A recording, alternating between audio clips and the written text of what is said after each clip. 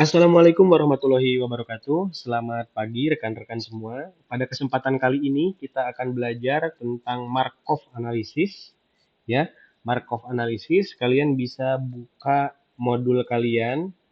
Ya, di situ dijelaskan bahwa Markov analysis ini berfungsi untuk mengukur stokastik ya, atau bagaimana sih ketika kita ingin mengukur perpindahan brand ya atau brand switching atau bagaimana mengukur tingkat ketergantungan market share di masa depan kira-kira dengan market share saat ini Oppo, Vivo atau Xiaomi dengan market share misalkan 30%, 20% dan 10% di bulan depan, di tahun depan itu apakah akan menurun ataukah akan naik ya. Nah, jadi fungsi dari Markov analysis ini adalah untuk mengestimasi keberlanjutan suatu bisnis dengan data-data perubahan yang telah diketahui pada kurun waktu tertentu dan ingin diketahui di masa yang akan datang.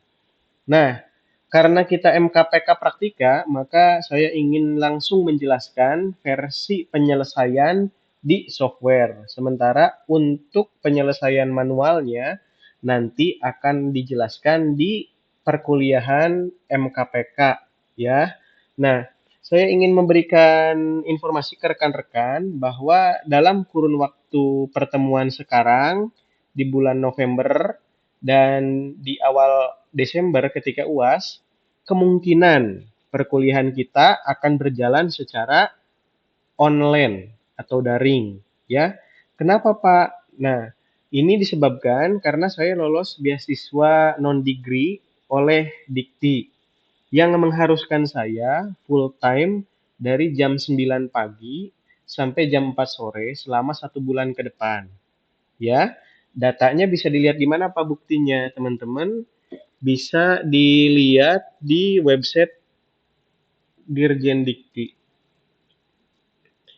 Dirjen Dikti Kemendikbud. Di situ saya berhasil mendapatkan beasiswa non-degree untuk persiapan kuliah S3 saya di Inggris gitu. Jadi maka atas dari itu ini juga sudah berdasarkan izin dari pimpinan dan saya minta izin nih ke teman-teman untuk ke depan kita akan belajar online. Jadi seperti biasa materi video akan saya upload di Google Classroom, lalu pengumpulannya melalui Google Classroom lagi dengan tenggat waktu tertentu. Nah, apakah setuju atau tidak kira-kira teman-teman? Silahkan tuliskan di kolom komentar. Nah, ini buktinya. Saya harus melaksanakan ini ya, agar teman-teman tahu sehingga tidak ada yang salah paham nanti ya. Nah, peserta wajib mengikuti lalu kemudian peserta wajib mengikuti kegiatan orientasi pelatihan bahasa Inggris selama 2 bulan ya. Oke, ini fasilitasnya dan di sini ada nama saya. Ini ada Robi Awaludin ya. Jadi ini resmi suratnya. Jadi mudah-mudahan teman bisa memahami ya. Jadi ke depan kita akan melalui video seperti ini dan kalian tinggal mengumpulkan di Google Classroom. Oke, kita kembali lagi ke contoh soal rantai atau analisis Markov. Di sini kita akan bedah dulu soalnya. Penelitian yang dilakukan oleh Steven, ya, mahasiswa semester 7 Universitas Swasta Jakarta Barat, untuk meneliti minat responden terhadap provider internet, sampel diambil dari mahasiswa universitas swasta tersebut pada jurusan manajemen semester 7.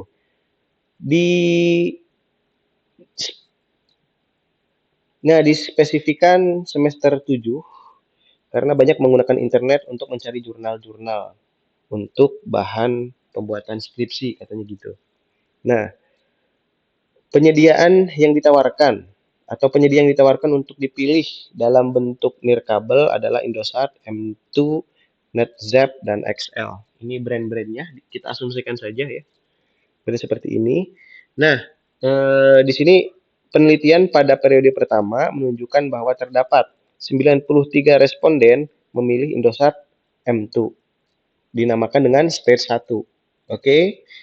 49 responden memilih NetZap. Dinamakan dengan stage 2. 78 responden memilih XL, dinamakan dengan state 3.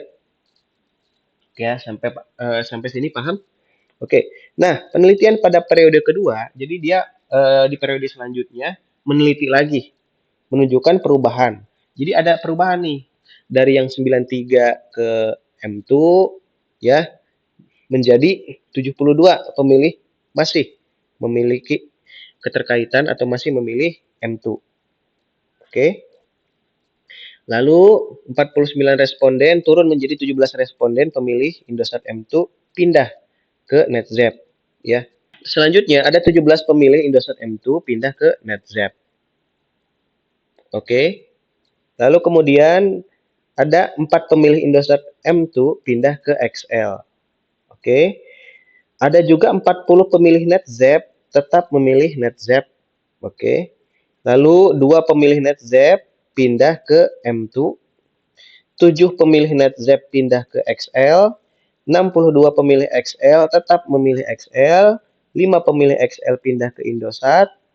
11 pemilih XL pindah ke NetZap.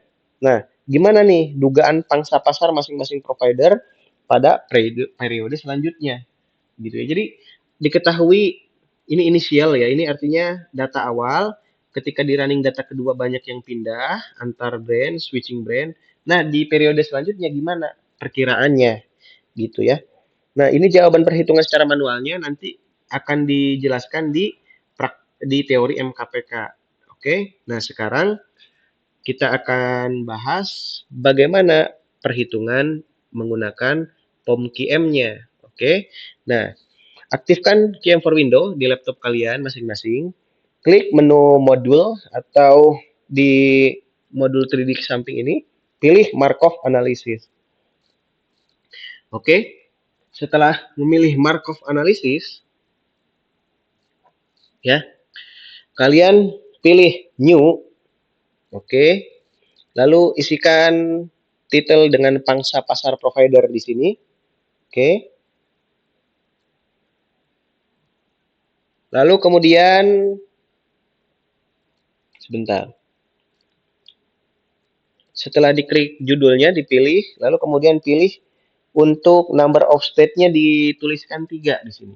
Ubah nama state sesuai dengan data penelitian. Masukkan probabilitas state awal, ya 1 awalnya. N-nya sama dengan 1, 0,43, 0,22, 0,35 pada kolom inisial. Oke. Nah, di kolom inisial ini nolnya hilang. Ya, 0 itu dianggap hilang. Jadi di sini langsung titik 43, titik 22, titik 35. Oke ya. Nah, name of state-nya diganti ya. Jadi Indosat M2, NetZap, dan XL. Lalu ininya diganti. Oke. Sampai sini aman ya. Lalu setelah itu masukkan metrik transisi probabilitas. Nah, metrik transisi probabilitas ini dari yang tadi kalian pelajari di atas. Yang XL pindah ke NetZap dan lain-lain. Nah, simpelnya tuliskan aja ketik ulang yang saya tampilkan di sini.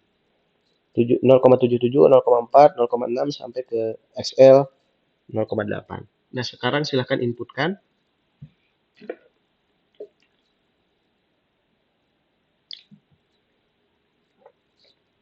Lalu setelah itu isi kolom number of transition dengan 1.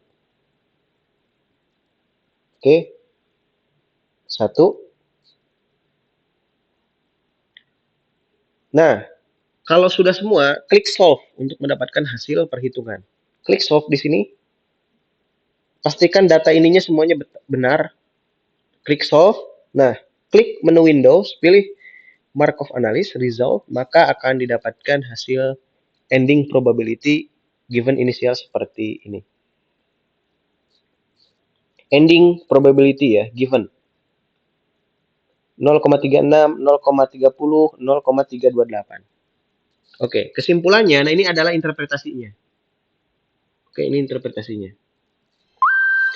Pangsa pasar Indosat M2 periode berikutnya adalah sebesar 0,36. Sementara pangsa pasar NetZap periode berikutnya adalah 0,30. Sementara pangsa pasar XL periode berikutnya adalah 0,32. Karena yang kita pilih adalah pangsa pasar. Apakah naik atau turun, pangsa pasar di periode ketiga, ini hasilnya. Nah, pada kesempatan kali ini kalian hanya mengetikkan ulang ini ya, ini, lalu dengan soal yang ini. Diketik ulang saja. Lalu hasilnya di screenshot, interpretasinya sama, dan dikirim di Google Classroom. Terima kasih, sampai jumpa minggu depan secara daring. Wassalamualaikum warahmatullahi wabarakatuh.